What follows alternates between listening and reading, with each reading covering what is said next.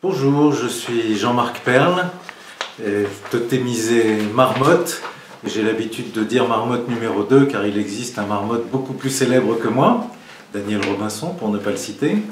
Je suis entré au ZEI en 1957 comme petit louveteau et puis comme des milliers d'entre nous, j'ai eu la progression. Je suis devenu éclaireur, chef de patrouille, et puis routier, et puis ensuite je suis devenu chef de troupe. Et tout ça n'a rien d'exceptionnel. J'ai évolué ensuite, lorsque je suis devenu étudiant, j'ai eu la chance de travailler comme demi-permanent au QG, avenue de Ségur. À l'époque, le commissaire général était Rafi Ben Simon. Il y avait Sima Kolobov, Rennes, qui s'occupait de la branche cadette. Il y avait Daniel Robinson, il y avait Yona et Gilbert Dahan. C'était une époque un peu particulière puisque c'était les années 68, les fameux événements. Mais je voudrais d'abord revenir en arrière sur des choses qui m'ont marqué lorsque j'étais au ZEI. Et je voudrais notamment revenir à 1962. 1962, c'est le retour des rapatriés d'Algérie. Et comme un certain nombre de mouvements de jeunesse, les ZEI ont été mobilisés pour s'occuper de l'accueil des rapatriés.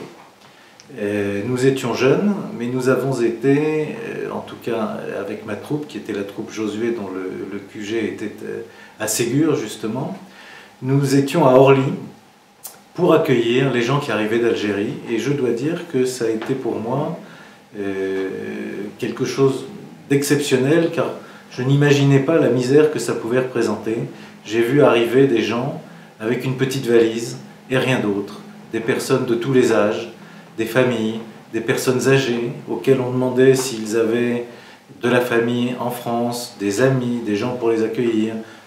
Un grand nombre d'entre eux, heureusement, avaient ces relations, mais j'ai rencontré aussi beaucoup de gens qui n'avaient personne, qui ne connaissaient personne, qui ne savaient pas où aller, qui n'avaient pas de moyens.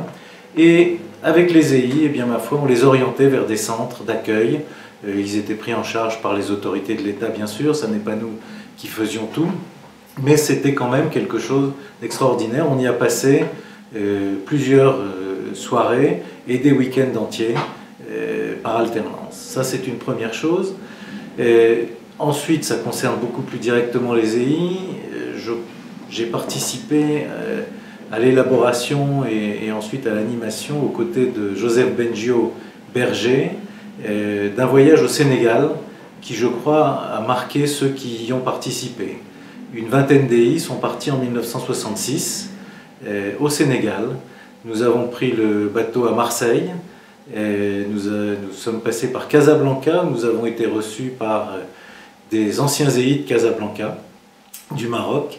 Nous sommes ensuite allés faire escale aux Canaries et puis arrivés à Dakar, où nous avons été reçus par des éclaireurs du Sénégal qui nous ont accompagnés pendant une partie de ce séjour, qui a été quelque chose d'assez extraordinaire. Voilà, c'est une chose dont je voulais parler également pour ce qui concerne les ZEI. Et il y a eu également la guerre de 1967, la guerre des 6 jours, qui a suivi ce voyage au Sénégal, qui a eu lieu l'année d'après, et où les ZEI se sont également tous mobilisés. Et je dois dire qu'un grand nombre d'entre nous se sont portés volontaires pour partir en Israël, non pas faire la guerre, vous pouvez l'imaginer, nous n'avions aucune formation pour ça, mais pour remplacer les soldats israéliens qui partaient au front pour aller conduire des camions, pour aller porter le courrier, etc. Comme beaucoup d'autres, je me suis porté volontaire, mais je n'ai pas été retenu parce qu'on m'a dit « écoute, tu as encore des examens à passer, si la situation empire, on t'appellera, mais pour le moment, on a suffisamment de volontaires ». Mais beaucoup de mes amis qui avaient déjà passé leurs examens sont partis, et je crois qu'on peut le signaler parce que je crois que les ZEI ont fait beaucoup de choses pour favoriser le départ de nombre d'entre eux pour rendre ce service important. Et d'ailleurs, Ségur à l'époque avait servi de centre de regroupement pour tous ces jeunes qui partaient. Voilà un petit peu ce que je peux dire. Je ne vais pas revenir sur les choses très courantes. J'ai eu la chance de croiser aux EI des gens exceptionnels, des gens formidables, des gens qui avaient connu la guerre, des gens comme Chata et Bouli par exemple, qu'on ne peut pas oublier. C'est une période quand même qui a été extraordinaire. Quand on est EI depuis qu'on est petit, on le reste toute sa vie. Et ensuite, lorsque je suis rentré dans la vie courante, j'ai continué à m'intéresser aux EI, j'ai été au conseil d'administration, et puis j'ai été le trésorier du mouvement pendant quelques années également. Dans les années, à la fin des années 70, si mes souvenirs sont exacts. Mais à l'époque, c'était quelque chose de différent. Voilà un petit peu ce que je peux dire concernant les EI. Je ne crois pas avoir été un EI particulièrement important. J'ai été un EI comme les autres. J'ai eu la chance aussi de faire capi avec JP. Bien entendu, la mémoire de JP reste intacte dans ma mémoire, car pour moi, il a fait partie de tous ces grands EI qui ont marqué les générations. Tes enfants, ils ont osé. Mes enfants, malheureusement, n'ont pas été vraiment aux EI. Ma fille aînée y est restée un tout petit peu, mais le scoutisme n'était pas son fort.